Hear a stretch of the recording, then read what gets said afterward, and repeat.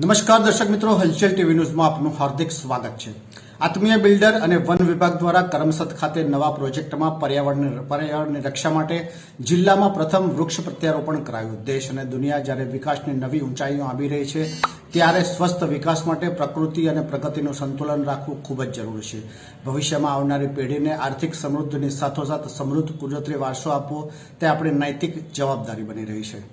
વધુમાં જો વાત કરીએ તો આત્મીય બિલ્ડર અને વન વિભાગ દ્વારા કરમસદ ખાતે નવા પ્રોજેક્ટમાં પર્યાવરણની રક્ષા માટે જિલ્લામાં પ્રથમ વૃક્ષ પ્રત્યારોપણ કરવામાં આવ્યું।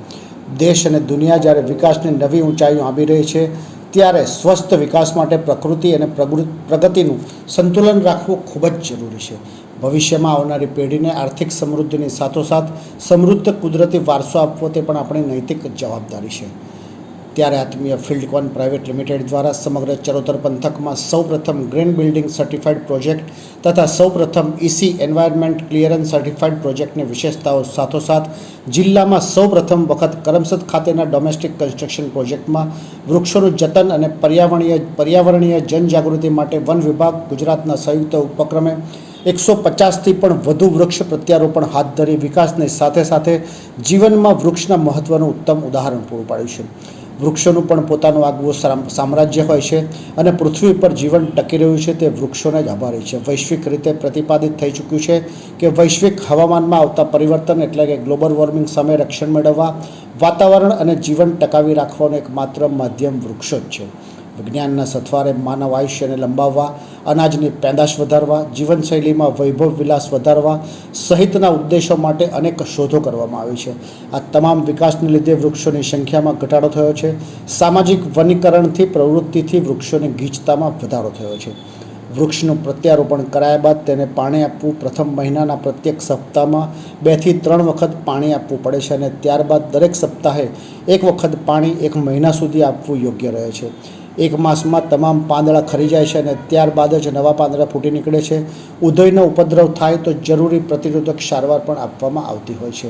આ પ્રસંગે ઉપસ્થિત પર્યાવરણ પ્રેમી મહાનુભાવોમાં આત્મીય બિલ્ડરના ચેરમેન ભાવેશ સુતરિયાની સાથે નયનાબેન ઇટાલિયન નાયબ વનરક્ષક ગુજરાત, હરેશભાઈ શાણી આરએસએસ, રાજેશભાઈ પટેલ જિલ્લા અધ્યક્ષ ભાજપા, મિતેશભાઈ પટેલ સાંસદ આણંદ, યોગેશભાઈ પટેલ ધારાસભ્ય આણંદ, મેહુલભાઈ પટેલ સંકેત સેલ્સ, નિલેશભાઈ પટેલ કરમસદ નગરપાલિકા પૂર્વ પ્રમુખ, જિગ્નેશભાઈ પટેલ આણંદ નગરપાલિકા પ્રમુખ, વન વિભાગના એનએમ પટેલ સાહેબ, રાઠોડ સાહેબ તથા અન્ય અધિકારીઓ અને મોટી સંખ્યામાં પર્યાવરણ પ્રેમીઓ હાજર રહ્યા હતા।